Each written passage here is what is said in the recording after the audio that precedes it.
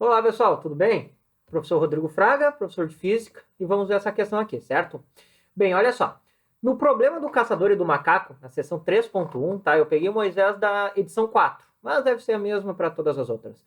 Mostre analiticamente que a bala atinge o alvo e calcule em que instante isso ocorre para uma dada distância D entre eles e a altura h do galho, sendo V0 a velocidade inicial da bala, e interprete o resultado. Bem, o problema, né, que é dito na seção é o seguinte: vamos pensar no espaço aqui num plano XY. Uma bala é disparada numa origem, tá? Com uma velocidade V0, certo? Numa certa direção, de forma que essa direção está, ou melhor, o caçador está mirando um macaco que está pendurado numa árvore. O macaco vou representar por este ponto, que se encontra a uma posição inicial do macaco y0 igual à altura h, certo? A uma distância do caçador d, ok? Aqui ele está, vamos supor que ele pode estar na origem, certo? O que ocorre? Bem, é evidente que a bala não vai fazer essa trajetória em linha reta, ela vai sofrer uma declividade devido à aceleração gravitacional que atua na região. Só que no momento que é feito o disparo, o macaco se solta devido ao barulho, se assusta e ele cai. Só que ele começa a cair ao mesmo tempo que a bala é disparada. Quando isso ocorre, a distância que o macaco percorre é tal que ele acaba sendo atingido pelo projétil. E esse é o problema do macaco aí, né? Então a ideia é determinar primeiramente que isso realmente vai acontecer. Mostrar analiticamente, ou seja, fazer o cálculo aqui e mostrar que realmente a bala e o projétil vão se encontrar. Bem, para isso, iremos primeiramente montar as equações. Bem, a posição y do macaco, vou só escrever melhor aqui. A posição y do macaco, que eu vou chamar de ym, vai ser sua posição inicial, que é h, menos GTM, tempo do macaco ao quadrado, divididos por 2, né? O tempo que ele leva para chegar à posição M. A posição Y da bala vai ser V0Y, ou seja, a componente vertical do vetor velocidade V0, certo? Lembrando, essa equação que eu estou montando é a equação simplesmente da posição Y, eu não estou pensando em X ainda. Vezes o tempo que a bala leva para chegar a essa posição, menos G, tempo da bala ao quadrado, sobre 2. Temos aqui as duas expressões do movimento, certo? Bem, primeiramente, vamos resolver isso aqui, V0Y vezes TB, tempo da bala. Ou seja, o tempo que a bala levaria para chegar até um ponto Y qualquer. Tá? O que ocorre? Se não houvesse essa interação gravitacional, a bala seguiria essa linha reta. De forma que, neste tempo TB, a bala percorreria uma distância vertical equivalente ao próprio h, certo? Porque se a gente vai fazer V0, Y vezes TB, assim, dessa forma, nós temos basicamente o quê? Uma distância percorrida em velocidade constante. Só que, bem, este tempo é o tempo que ele leva para chegar neste ponto, né? Só que essa trajetória é com G. Essa trajetória caso a velocidade fosse constante o tempo inteiro, que é o caso desse cálculo. Esse cálculo aqui remete a este movimento. E a gente vê que a distância vertical seria o próprio h. Então, a gente pode escrever dessa forma aqui. De fato, que aqui nós teríamos, ó, bem, para o macaco, ym igual a h menos gtm ao quadrado sobre 2. E o yb da bala vai ser agora, ó, gt da bala ao quadrado sobre 2. Né? Então, temos duas expressões bem semelhantes, certo? E, bem, na mesma posição, né, vamos supor que os dois vão chegar na mesma posição.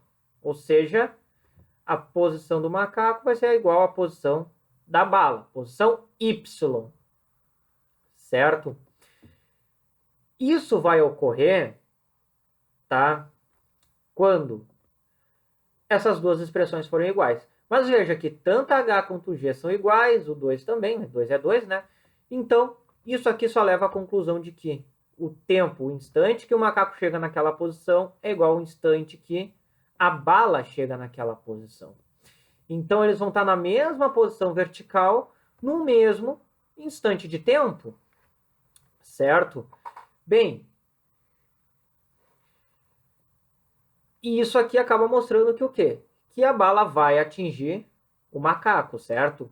Né? Lembrando que durante esse instante de tempo, a bala vai percorrer uma velocidade V0x vezes esse t novamente, né? Que agora eu posso escrever isso aqui igual a um t simples, que é igual a d, certo? Respeitando essa orientação aqui também, tem que a bala vai atingir o macaco, ok?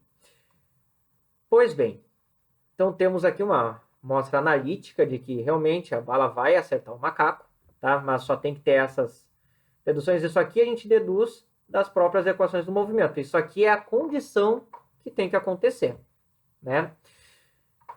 A velocidade, a componente horizontal do vetor V0, ou seja, V0x, vezes esse intervalo de tempo de queda, ser igual à distância percorrida, né? Então, se a bala for, por exemplo, uma velocidade muito pequena, talvez não chegue a essa distância, certo? Bem, próximo ponto agora é o quê? É achar o valor de t em função dessas distâncias, ou seja, t em função de h, a altura, d e v0, a velocidade inicial. Tá?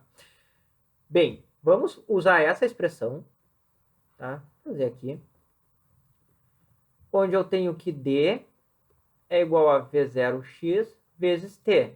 Daqui eu vou ter que t é d sobre v0x. Como é a componente horizontal, vamos ter v cosseno de ângulo θ. Que ângulo θ é o ângulo entre o eixo x e o vetor v0. Não temos o valor de cosseno, mas temos aqui um triângulo retângulo, né?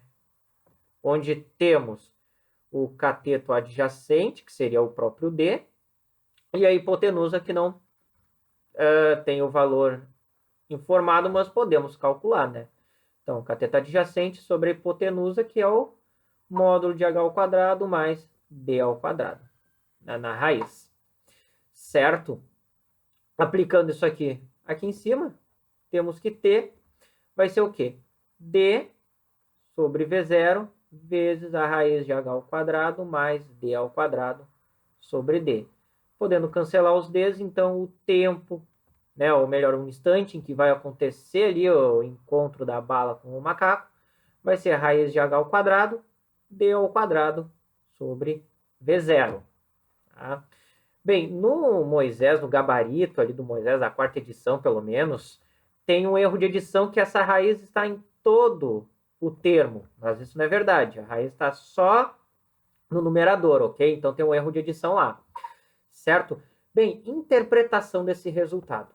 Veja só, seguinte, se eu tenho um triângulo retângulo, essa distância aqui, que seria representada pela hipotenusa, numa situação sem o campo gravitacional, seria V0 vezes t. Aqui seria h e aqui seria d. Se eu for fazer ali o teorema de Pitágoras, eu vou chegar em Vt ao quadrado igual a h ao quadrado mais d ao quadrado, né? Que bem, se eu isolando t, eu chego exatamente na mesma expressão, né?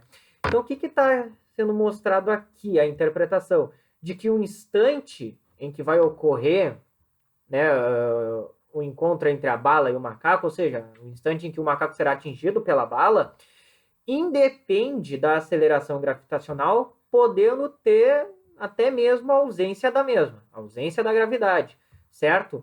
Pensando assim, se não houver aceleração gravitacional, bem, o macaco vai se soltar, ele simplesmente não vai, né, cair porque não tem gravidade. E a bala não vai sofrer essa deflexão, então ele vai acertar.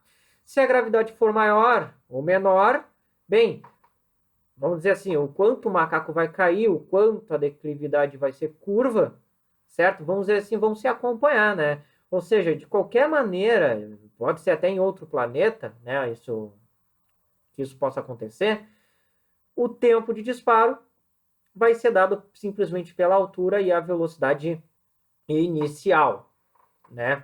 Claro, também tendo essa condição de que a velocidade, o componente horizontal consiga percorrer a distância d neste mesmo tempo, certo? Mas aí teremos essa situação. Claro, para que aconteça uma queda, para que aconteça o quê? Um disparo, certo? Antes mesmo de que o macaco chegue no chão, porque pode ter uma situação onde esse encontro aconteceria aqui abaixo, né? Por isso que eu coloco essa condição aqui, né? Que a componente horizontal vezes x tem que ser esse termo, certo? E bem, isso aí foi o problema do caçador e do macaco, certo, pessoal? Qualquer dúvida ou sugestão pode colocar nos comentários aí, ok? E bem, por hoje era isso. Desejo vocês bons estudos e até a próxima.